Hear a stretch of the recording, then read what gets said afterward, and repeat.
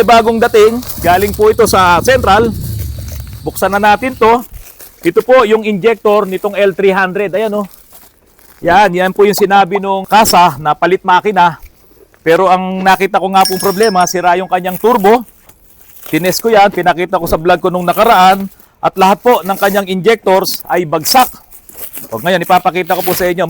Daniel, lika dito. Oh, hawakan mo tong dumi. Ayan. Okay. Naku, mahirap alam buksan to. Meron ka ba screwdriver dyan? Ha? Yan, ano bang meron ka dyan? Ayun, susi. Okay, buksan natin yung injector na pina-rebuild natin sa Central. 4N14 na engine, L300 van, no? Galing kay Autorans, Common Rail. Yung mga trabaho namin ganito, nagiging madali kasi kung alam mo kung kanino ka hihingi ng tulong, kung kanino ka magpapacheck ng injectors, yung sigurado talaga. Tulad ni Central, wala pa kaming sumablay dito kay Central. Kaya pagka kami ay nagpapa-rebuild doon or nagpapa-flow test ng mga injectors, sinasabi naman niya kung talaga may sira or kung talagang buo pa. Katulad nung nakaraang vlog ko po no isang araw. So dito, testing done. Ayan, all failed.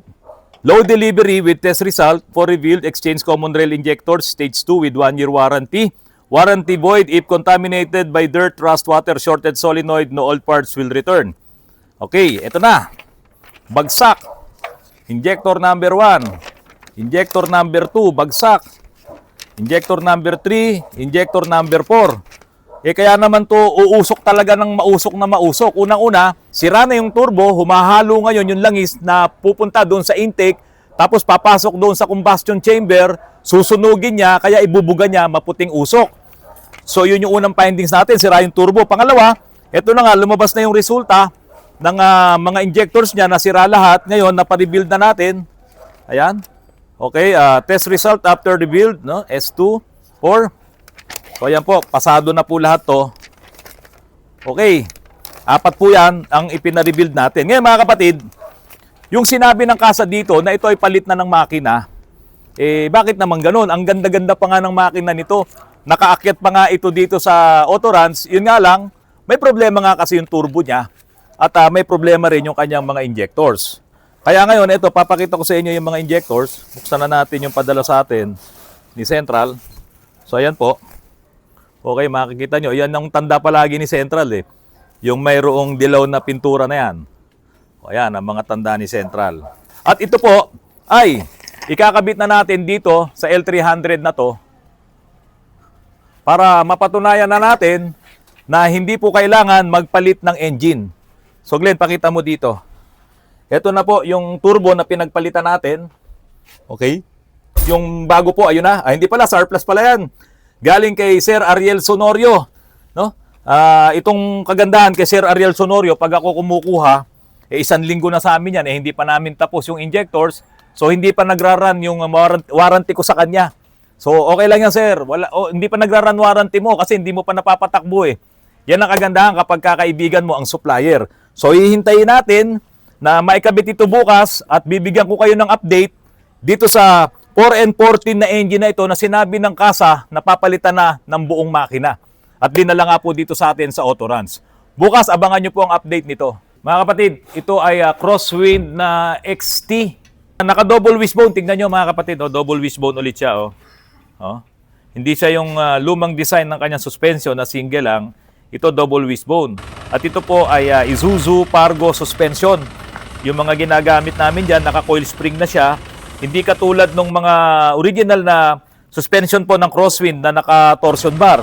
So ito po, naka-coil spring na siya, double wishbone. Kaya ito mas matatag, mas matibay, at ang mga bushing po nito ay mga bakal na. Hindi katulad ng mga original na bushing ng crosswind na goma.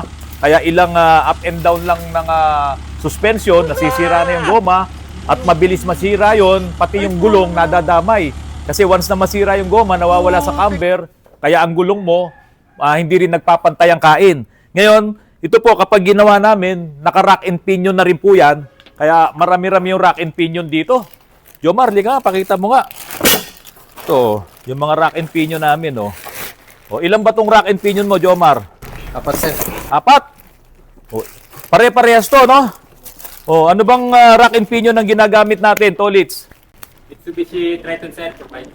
Mitsubishi Triton yung ginagamit namin. Hindi kami na gumagamit nung pang D-Max. Nung kasi, mga ilan din yung nalagyan namin ng D-Max. Ang problema, walang repair kit si D-Max. Kaya pagka nasira, tapon. Walang mabibiling repair kit. Ito po, puro mga rack and pinion ng Mitsubishi Triton. Brand new po lahat yan. Tapos may mga special bracket kaming ginagawa dyan. Ayan, nilalagay doon. Kaya po ito ay matibay. Hindi ito basta conversion lang. Kaya yung mga crosswind na ginagawa namin, na nalilip na rin siya kung gaanong taas ang gusto ng may-ari, matibay, matatag na matatag ang kanyang suspension. Ito naman Pajero ko, kailan kaya matatapos to? Pero nakasalang na yung rack and pinion na yun. Pakita natin. To 4x4 kasi Pajero to eh. Medyo nahirapan lang si Engineer Tolits dito. Ayan, nakasalang na yung kanyang rack and pinion. Pipinuhin na lang po yan. Kasi ang gearbox, malaki ng wego nito eh.